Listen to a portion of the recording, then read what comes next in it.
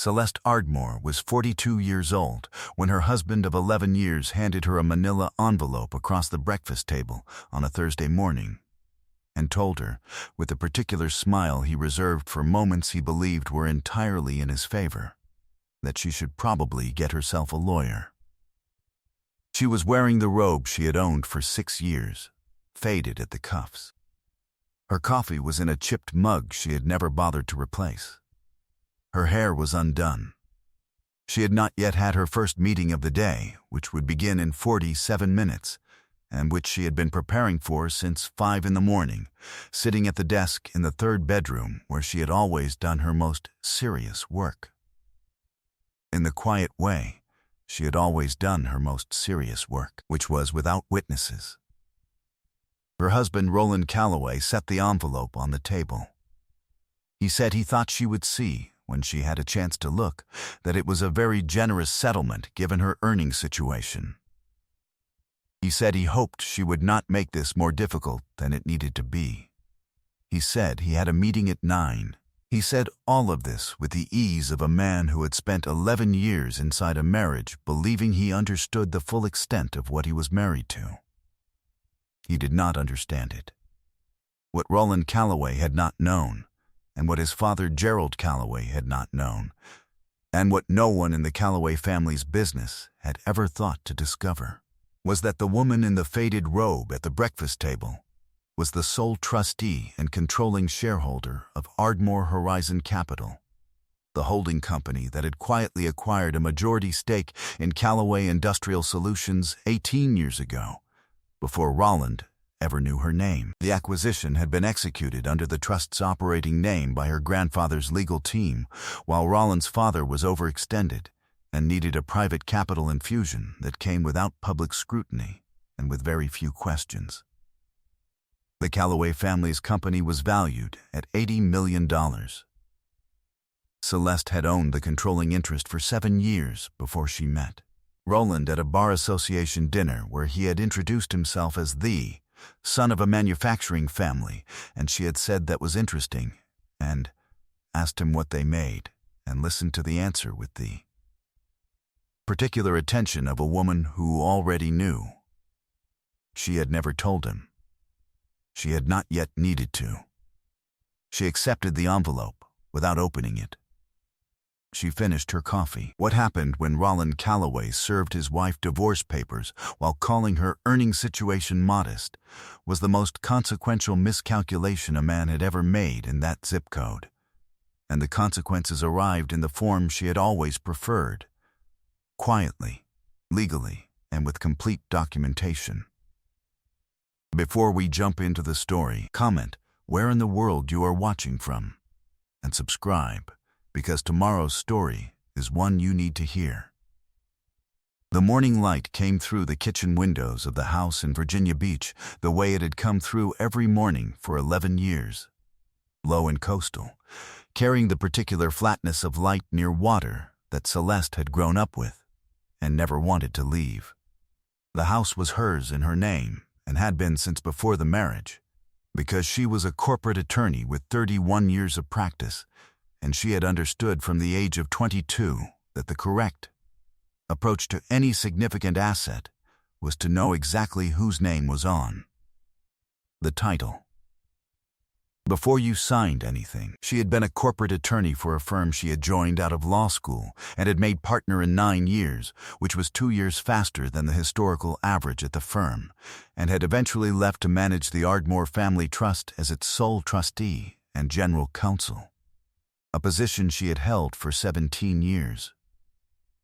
A position she had held for the last 11 of those years, while being married to a man who understood her to be a woman who did some legal work and spent a great deal of time on paperwork that she found difficult to explain.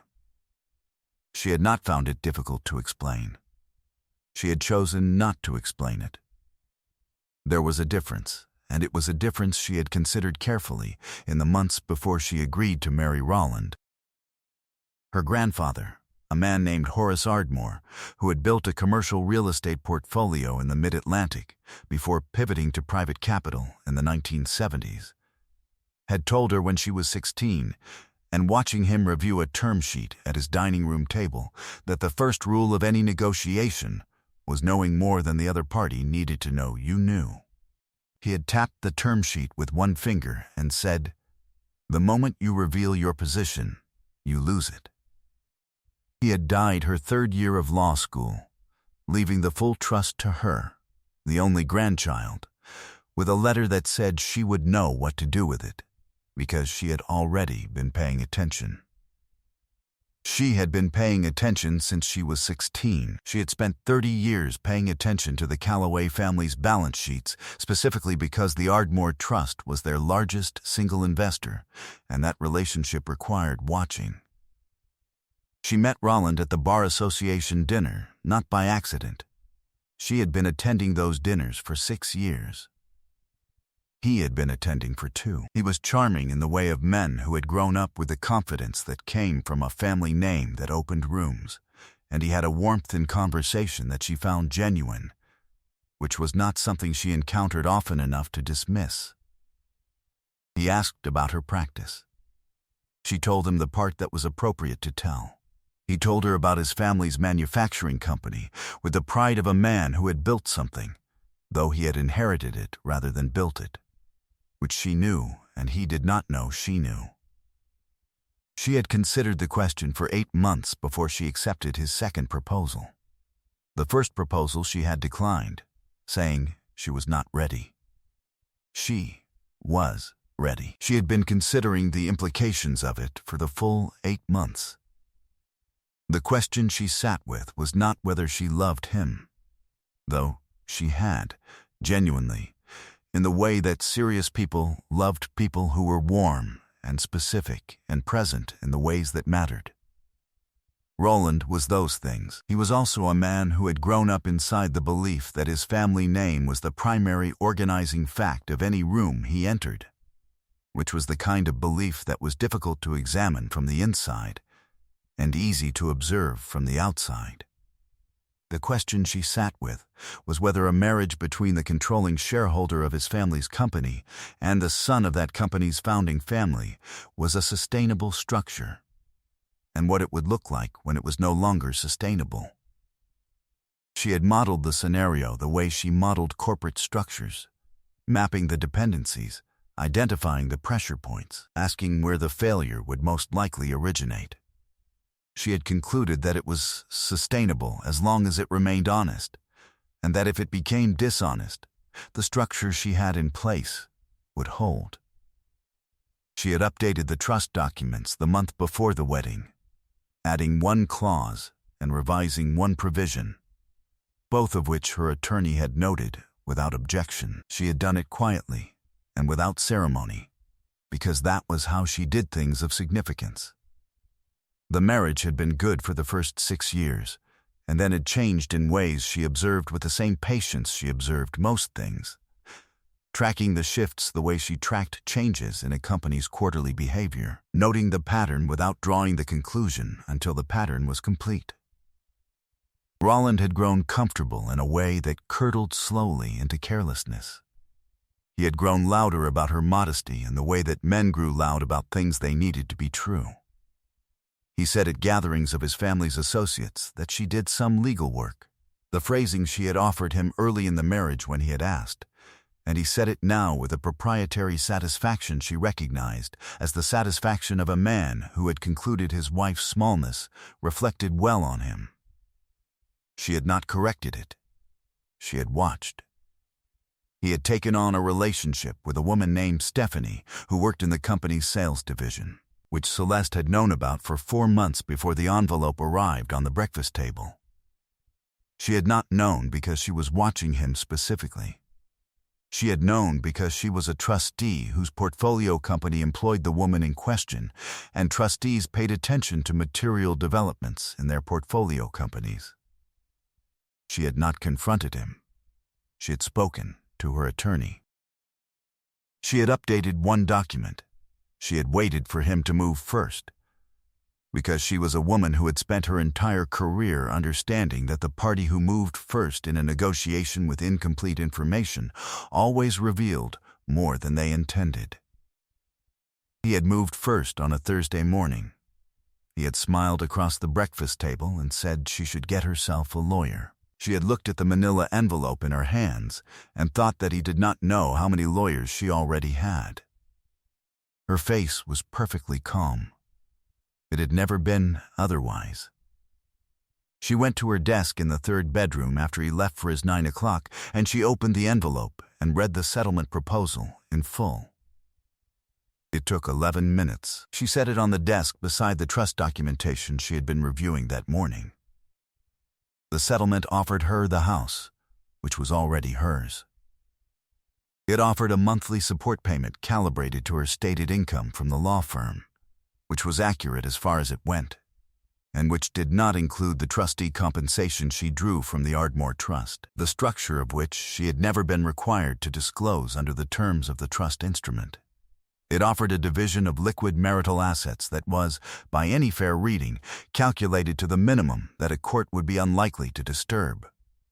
It was prepared by a capable attorney who had reviewed her public financial profile and concluded he understood the landscape. He did not understand the landscape.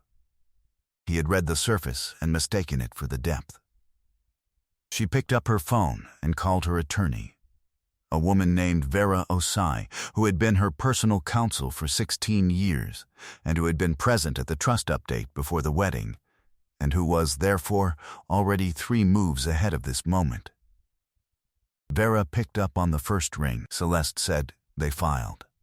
Vera said, "I know. I received the notice this morning." She said, "I've already pulled the trust instruments and the shareholder registry." She said, "When would you like to meet?" Celeste said, "This afternoon." She said, "Bring Gerald's team."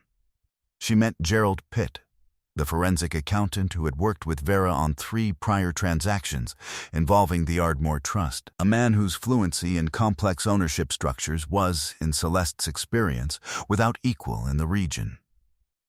Vera said she would have everything ready by 2. Celeste went back to the document she had been reviewing at 5 that morning. She finished it. She marked 2 paragraphs for follow-up. She dressed for the office in the way she always dressed, conservatively, without announcement, in clothing that conveyed competence and nothing else, because she had never seen a reason to advertise a position she preferred to demonstrate. She drove herself to Vera's office. Vera Osei practiced from a building she owned on Atlantic Avenue in Virginia Beach, the kind of building you did not notice unless you were looking for it, which was a quality Vera shared with the building itself. She was a small woman with reading glasses she wore on her forehead when she was not reading, and the comprehensive, unhurried attention of someone who had been thinking about this specific problem since before most people in the room had gotten dressed. Vera had arranged the conference room in the order she always arranged it for transactions of consequence, which was chronologically. The oldest documents were on the left. The most recent were on the right.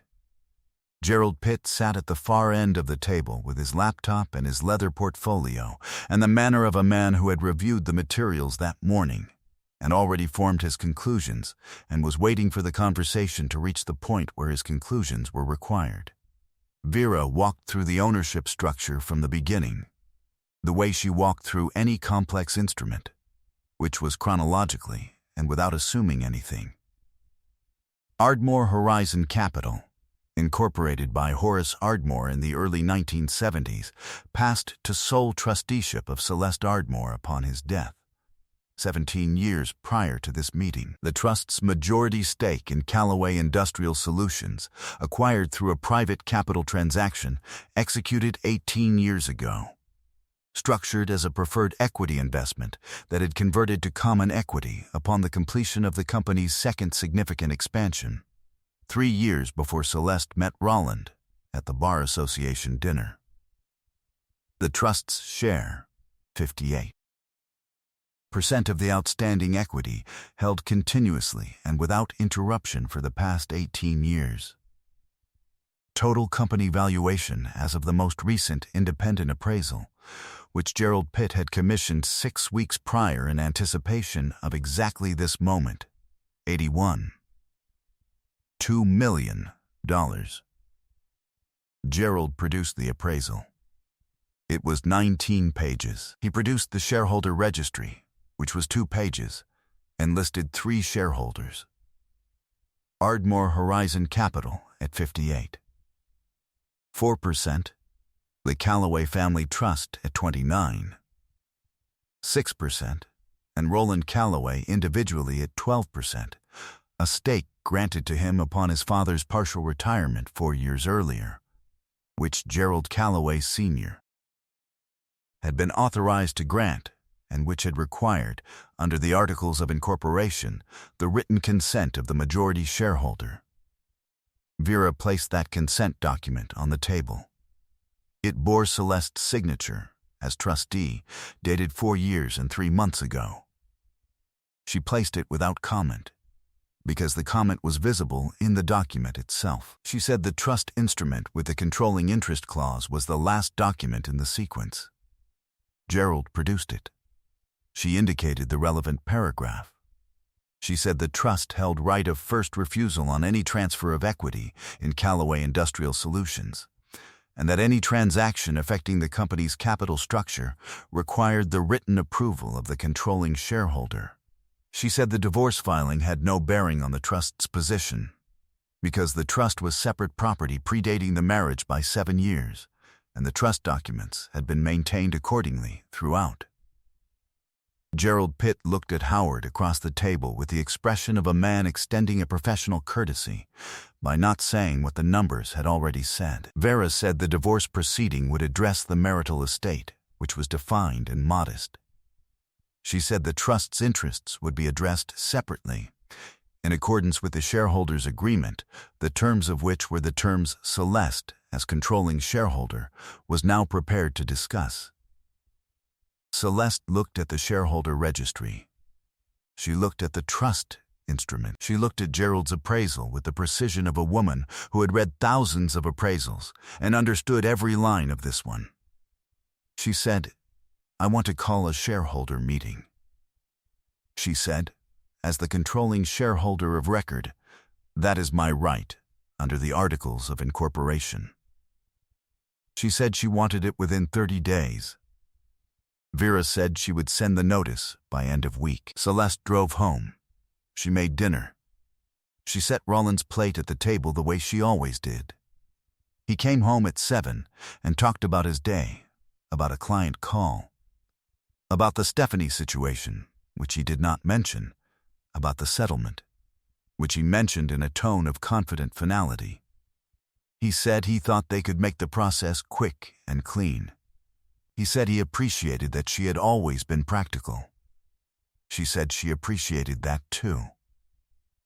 She asked about his father. He said Gerald was well, semi-retired, letting Roland handle most of the operating decisions now. She nodded. She cleared the plates.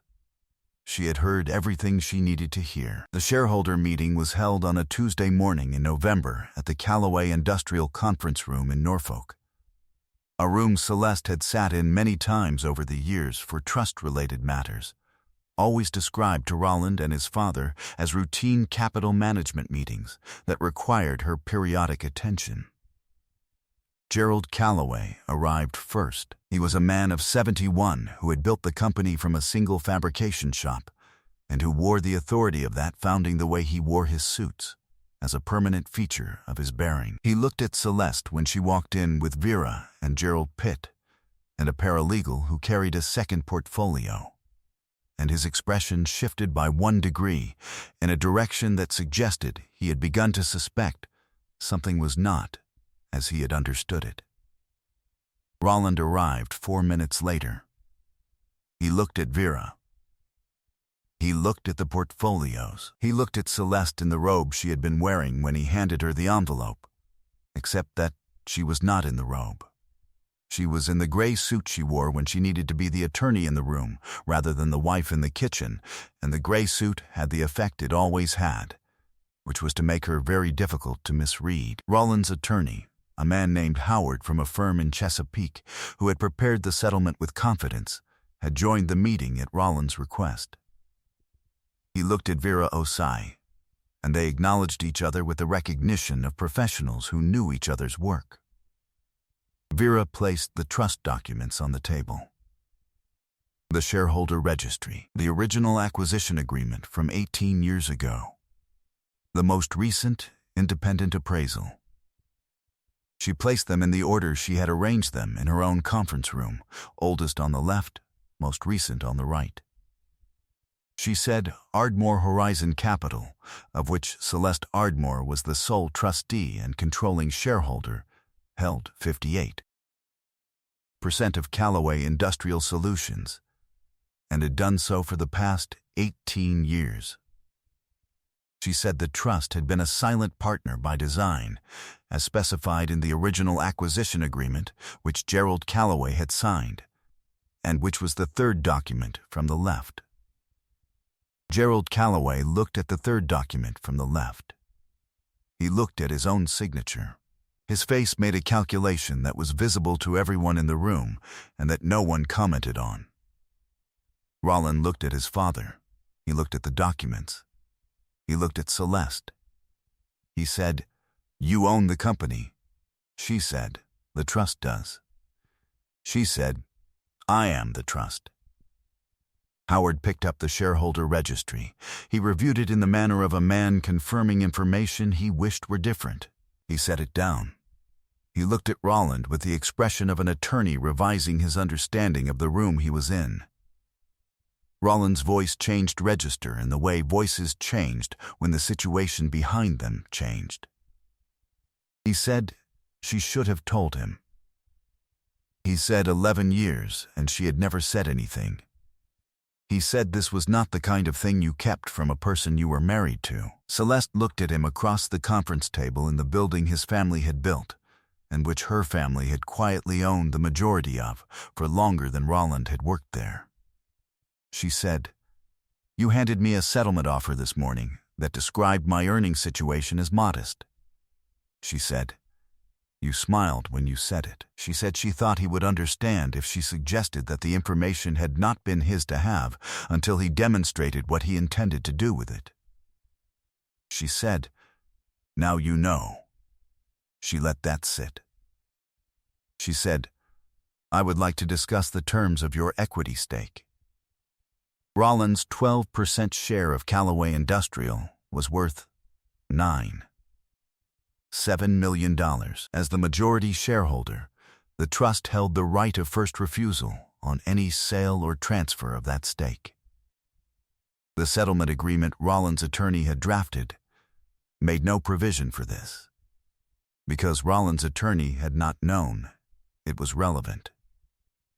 It was relevant. Gerald Pitt produced the right of first refusal clause and the appraisal calculation. He explained the mechanics in the quiet, comprehensive way he explained everything, without drama, because the numbers were dramatic enough without assistance. Howard asked for a recess. They took 40 minutes. When they returned, Rollin's position had revised. His attorney's position had revised considerably more. The settlement that emerged from the following 3 weeks of negotiation bore no resemblance to the manila envelope. Celeste received a full accounting of the marital assets, a fair division of the liquid estate, and a structured agreement governing Rollin's equity stake that protected the trust's controlling interest, while providing Rollin with a buyout timeline that his attorney had quietly but clearly told him was the best available outcome. The woman Rollin had called modest walked out of those negotiations with everything she had walked in with, plus the documentation. She had never needed more than that.